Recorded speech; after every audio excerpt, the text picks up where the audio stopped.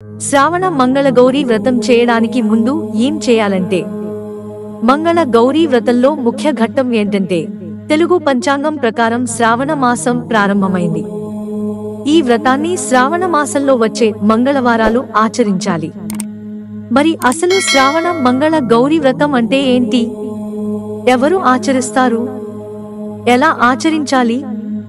వంటి విషయాలను చూద్దాం. శ్రావణ మంగళ గౌరీ వ్రతం అంటే ఆ సర్వమంగళ దేవి అయిన పార్వతీ దేవిని ప్రార్థిస్తూ చేసే వ్రతం. దీనిని కొత్తగా పెళ్లైన వారు చేస్తుంటారు.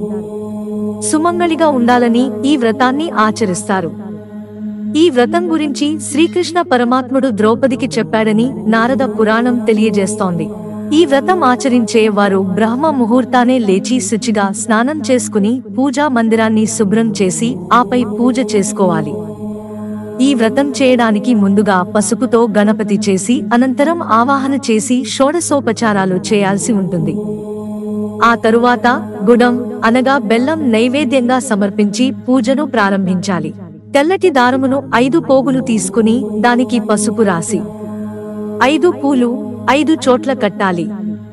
ఈ తోరములను పీఠం వద్ద ఉంచి పుష్పములు, పసుపు, కుంకుమ, అక్షతలు వేయాలి. తోరములను తయారు చేసుకున్న తరువాత మంగళ గౌరీ పూజ మొదలు పెట్టాలి. మంగళ గౌరీ వ్రతంలో ముఖ్య ఘట్టం ఏంటంటే, ఈ వ్రతం గురించి శ్రీకృష్ణ పరమాత్ముడు ద్రౌపదికి వివరించాడని కూడా తెలుసుకున్నాం. ఇక మంగళ గౌరీ వ్రతంలో ముఖ్య ఘట్టమేంటి? తదితర విషయాలను తెలుసుకుందాం. తోరములను తయారు చేసుకున్న తర్వాత పార్వతీదేవి చిత్రపటాన్ని పసుపు కుంకుమలతో అందంగా అలంకరించిన పీటపై ఉంచాలి. అనంతరం అమ్మవారికి కూడా అలంకరణ చేయాలి. అమ్మవారికి గంధం, కుంకుమ పెట్టి అనంతరం పువ్వులతో అలంకరించి ఆచమనం చేయాలి. ఆ తరువాత సంకల్పం చెప్పుకుని పూజను ప్రారంభించాలి.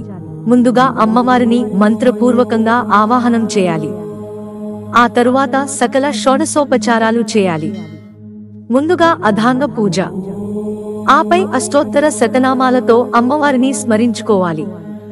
ఆ సమయంలో పుష్పాక్షతలతో అమ్మవారికి అర్చన చేయాలి. పూజ పూర్తయ్యాక కొబ్బరికాయ కొట్టి నైవేద్యం సమర్పించారు. ఆ తరువాత అమ్మవారికి హారతి ఇవ్వాలి.